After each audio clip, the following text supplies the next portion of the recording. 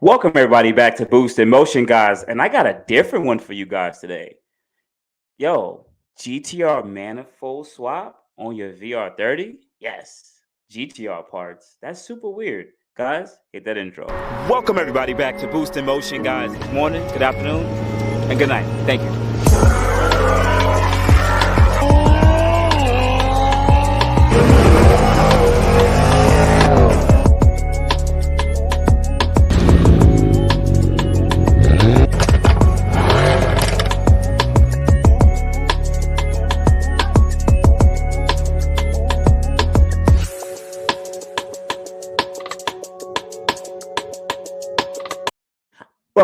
Welcome back, everybody, to the channel. Sorry, don't beat me up, guys. So, if you are subscribed to this channel, that means you already hit the like button. So, thank you, guys, and I appreciate it. And if you're new to this channel and you haven't hit the like button, well, watch the video and hopefully I earn that like. So, anyway, guys, let's go. Let's jump right into it. Now, you guys probably read the title and you're like, what are you talking about, Boost? GTR in your Q50, Q60? Well, let's preface this a little bit before I start showing you photos and videos and everything like that. Cool. So, if you guys don't already know, the stock intake manifold in your VR30 is completely trash, right? Now, we all have these different modifications we do, bolt-ons, and the latest modification is an air-to-air kit, which I already displayed in the link above, but pretty much how you turn from air to water to an air-to-air kit, which has proven performance. So, a couple other manufacturers and companies went out there and said, we need to find out the best ways to make this car gain more power. So now they're looking at intake manifold swaps. If you guys don't already know, the Q50 Q60 VR30's intake manifold is completely trash. I want you guys to know it is completely trash. It flows terribly. Now, as much as we sit there and think about, oh my God, it's a boosted car. Why should that stuff even matter, right? It matters because if there's too much turbulence going on within the intake manifold, you're actually losing power, right? And not every cylinder is getting an even distribution of air or boost, right? Let me see if I can find a quick picture to show you guys what I'm talking about. Let's use this. So I'm gonna do a quick screen share of an intake manifold so I can show you so you guys can see exactly what I'm talking about. And remember, I'm not an engineer. I did want to get into finish my electrical engineering degree. So I do look at things a little analytically, but just regular boost in motion, if you know what I mean. All right, so let's take a look. All right, so they're selling this motor, right? Don't pay attention to this, but take a look, right? You see those two big square boxes? That is your air to water intercoolers, and they go up north or they go towards that black intake manifold in through the throttle bodies, and then they make that first hard turn. That's a very hard turn. Even though this is a boosted car, that is too much turbulence. It is terrible amount of turbulence, right? And then it goes now into the intake manifold, at this point, guess what happens? It starts going into every single cylinder. Now, even though it's a boosted car, this is terrible airflow. You want the air to still be as straight as possible, less amount of turbulence, and even distribution. Now, if you see these four black holes right here, 1, 2, 3, 4, that's so that the manifold could bolt up to the lower intake manifold. But these big, huge circles, there's cutouts. I don't have the picture of the cutouts, but shout out to Bobby. They cut open the intake manifold to see how terrible it flows. And these area around these holes are super restricted. So the flow is terrible. And if you're trying to get boost to the front cylinders, I think it's the cylinder 1 and 2 to the front or 1 and 4 to the front. These areas actually get a less amount of boost. It's terrible amount of air distribution. So two companies, let's stop the screen share on that. Two companies are working on a solution here. First, shout out Drop Bear LLC, working with Mike Mixon and Bobby, and shout out to don't beat me up, guys. Bonnie and Clyde Racing and Hull Built. Johnny, shout out to John from Bonnie and Clyde and Hall Built, and they're now looking into doing a manifold swap. So let's quickly share. First, we're going to share Bobby and Drop Bear and Mike Mixon's mock-up, so you guys can see how that actually looks. And yeah, let's jump into that part. Give me a second. Guys, and if you made it to this part, you already know what to do. Come on, guys, hit that like button. I would really appreciate that. Much love and thank you. All right, so shout out to Bobby. So these are the guys who also made GTR lower manifold swaps for the VQ. But anyways, let's start showing what we're talking about here. All right, be excited. All right, super excited. All right, this is me reading and stuff because I like to read. All right, so for those who are asking, the ball is in motion for GTR intake conversion soons. Right, take a look at that. Now, I love that we can 3D print things. This is super dope. Pretty much, they're making a 3D print of um pretty much an adapter plate or conversion plate, so that they can adapt the GTR upper intake manifold to pretty much the VR30. Right. So take a look. These are some photos so you guys can see. Plastic. I love 3D printing. Super dope. So that's just some mock-ups, right? But let's go through the comments. And some of you guys are probably saying, but Boost, like, what's the point of even doing this? Like, is this even really beneficial? Should I even really care? Well, let's watch the video. I'm personally, I need that watch time. And hopefully you already hit the like. That's my third time asking for it. Guys, come on, please, please. Now, there was a question asked in here that was actually super dope, right? And let me see if I can find it. And it was from Sean. Now, Sean said this, and I could empathize with Sean. Sean says, "I think it's time wasted attempting to fit a VR30 intake on a VR30. Instead, engineering should be spent on developing a replacement intake manifold.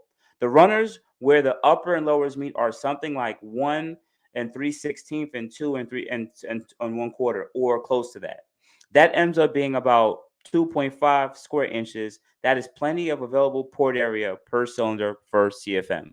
Now, if it would probably be the best interest to develop an upper intake that keeps the OEM throttle bodies in place, but have the runners in the rear cross over each other in order to less the turn radius, then join in the middle to make a large plenum. They could terminate into an easier fab box type plenum if you wanted. So as long as the bell mounts are used inside, turbulence wouldn't be an issue. The total volume of the plenum doesn't have to be much, if any, larger than OEM. The biggest problem with the OEM piece is it's horrendous. 160-degree decrease radius turn I talked to you guys about, and the gigantic space around the manifold bolts, right? You need to fit sleeves in order to bolt the thing down, but they could be much smaller than what OEM came with. Also, you have to relocate the evap purge solenoid. It might fit just under where they're currently located in the bracket. And finally, I mean, keep fabbing up an intake that wasn't designed for a car or engine that will cost a metric effing ton of money to make work. To make work, which will be so super expensive and niche. Exactly, three people on the planet will buy. Right now, first thing, shout out to Mike Mixon. I like his response. Mike says it like this. Mike says, addressing the cost and comment, the new low intake manifold adapter and bracket for evap will not be expensive. Luckily, we already did the hard work by designing a port injection intake manifold, in which one is based off of. Yes, Dropbear LLC has a port injection manifold or MEF adapter plate you can actually use on your VR30. Cool. Um, we are fully aware of the cost, and we have made this mod for the VQ and billet blank needed for about half the cost of the others. Additionally, GTR upper intake manifolds can be bought under $400 on eBay regularly. Please remember, this is an early prototype stage. We are fully aware that any user wanting to do this mod will need to convert to air to air. So that's the first issue here. If you're gonna go, they're stating if you're gonna go with a GTR manifold swap, you're not gonna do this on stock setup. You're gonna get rid of the water, the air, and the coolers, and you're gonna go with air to air. So that's the first thing you guys need to pay attention to. Um, and what's the last part here? A fully functional prototype will be made and tested on both stock and big turbo setup. Likewise, we'll be looking into port injection, but no promises at the time. Shout out to Mike for that. And the guy, last thing he replied is, I think your last paragraph will stop most people from investing into the manifold. No one is going to spend additional $2,500 to $4,000 to convert to an air-to-air just for a manifold.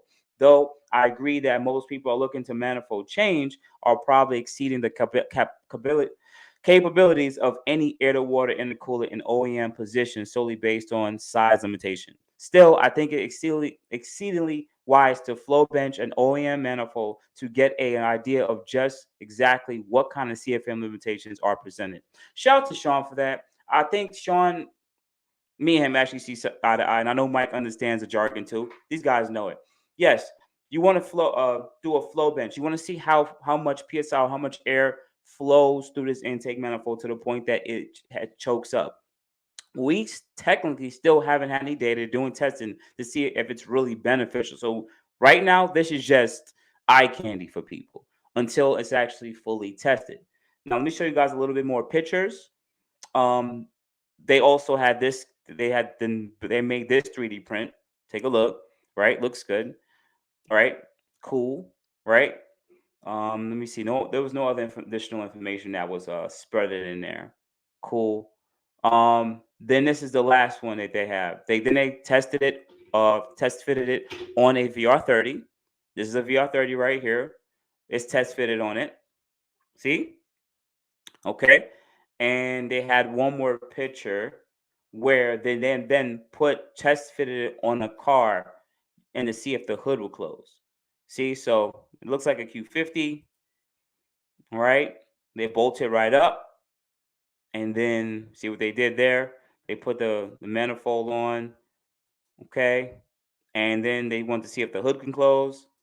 And they closed the hood. The hood had closed. So nonetheless, this is a modification that seems like it could be possible for the future. Now, for the people who made this part, first thing, shout out you guys. Really appreciate y'all. You guys gotta sit there and think about it, right?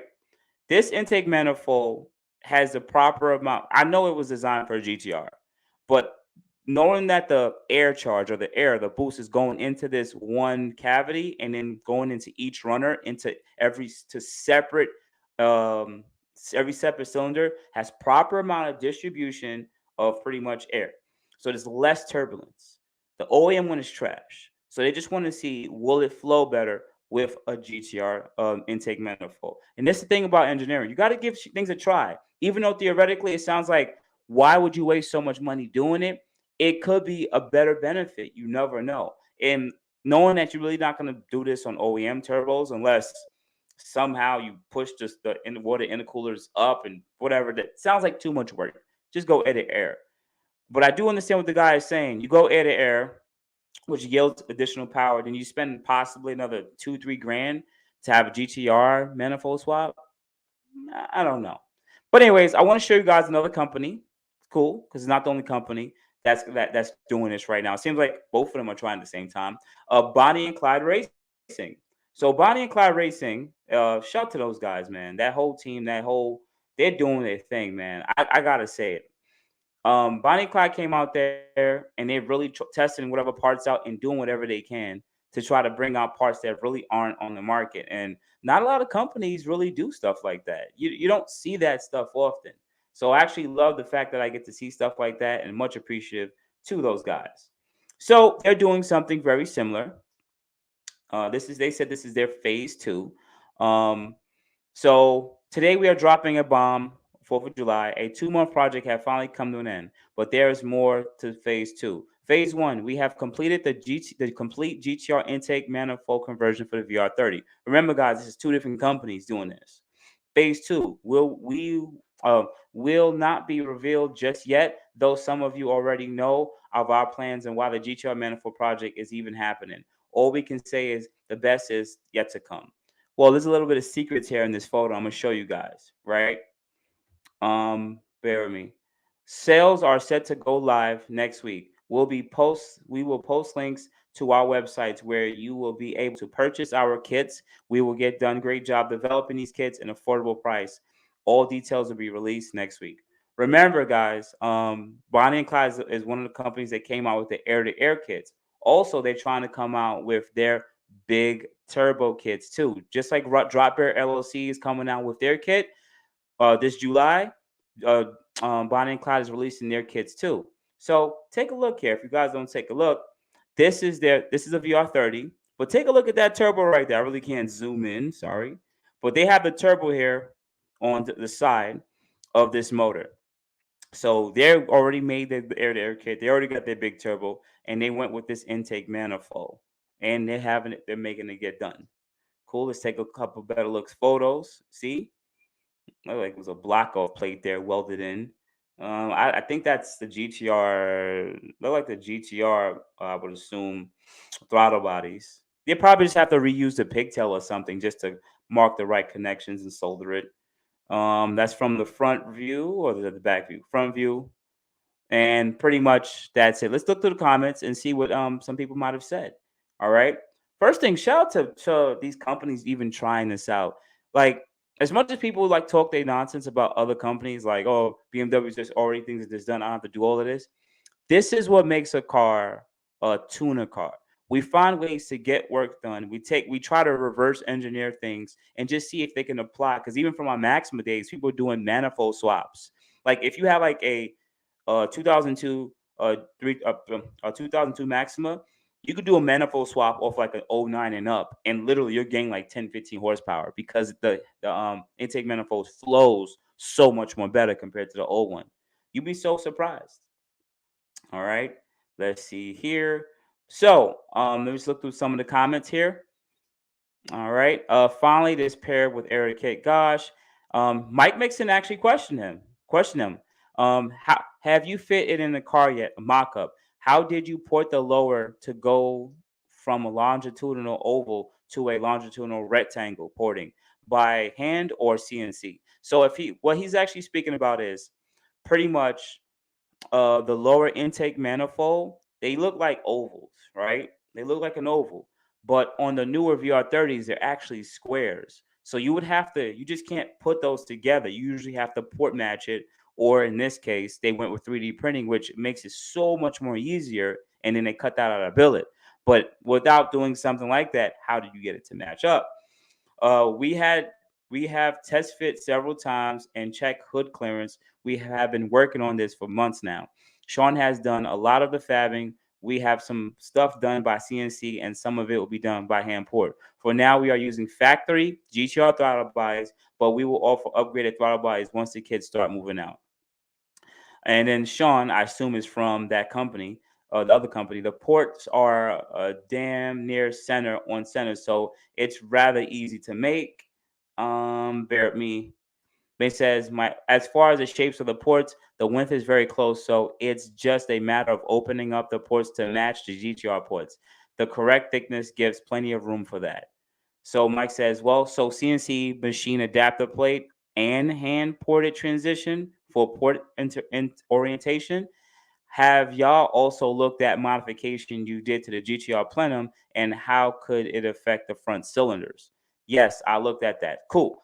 So there's not too much more here to really get into, but bear with me, guys, because there's another thread I do want to throw up there. Bear with me. Once again, guys, thank you so much because there's another post that's here too, and there's a little bit more comments. I just want to go tap in with a little bit, just to be fair and give a proper even distribution because the comments be having some information, right? All right. Lastly, it'll be this one. All right, this one's from another Facebook group, right? Same photos, right? Let's go take a look at the comments and see. This is the big org though. This is the big Infinity Q50 Q60 group on Facebook. Let's see if there's any information here that we might have missed. Just to be fair. Because usually I'll be honest with y'all, the Infinity Q50 QCC group on Facebook, they're not about performance. It's just a place to see, talk their nonsense about BS, show off your car for clout, and it's just a lot more that type of place. Before it used to be about performance, but not anymore. So somebody took a screenshot to show that the turbo was there. That's the big, large turbo kit. So whatever way they got it done, they got it done. Shout out to Bonnie and Clyde for getting that done too. Um, Going to add port injection as well. Just DM'd you. He didn't answer that. Okay, he didn't answer if there's gonna be port injection. Why not offset the adapter slide towards the rear so that you don't have to shave the manifold? Keeping the runners lined up perfectly as was the idea. Okay. Relocate the intercoolers. No, this is only air to air. Um, And there's really not much more comments here to really give energy to. All right, so I'm gonna give you guys my final opinion because you guys actually really care about what I say now, and I'm very thankful for that. So I appreciate y'all. Sorry for just making this video super long, but thank you for always hanging out with me.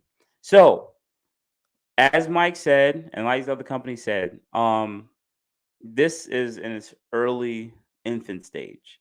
The fact that we have technology to 3D print it and match it up and try to figure out the tolerances and all that is cool. Um, we gotta wait and see if this is actually something that is beneficial to the VR30. But this doesn't seem like it's going to be implemented on a regular, everyday basis for the regular stock turbos. These are going to be for guys who I would assume either are pure turbo, air to air, or stock turbo,